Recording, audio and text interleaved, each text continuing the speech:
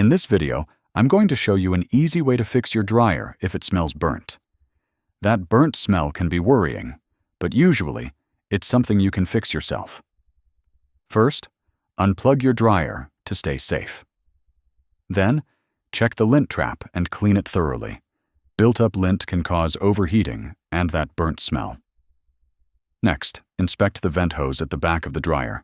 Make sure it's not clogged or crushed. Remove any lint or debris you find. A blocked vent can trap heat and cause burning smells. Also, check inside the dryer drum for any stuck items like plastic or fabric that might be melting. Remove anything suspicious. If your dryer has a heating element, it could be faulty and overheating. In that case, it's best to call a professional technician to inspect or replace it. After cleaning and checking, plug the dryer back in and run a short cycle to see if the smell is gone. Regular maintenance like cleaning the lint trap after every use helps prevent this problem. If this video helped you, please like and subscribe to the channel for more home appliance tips.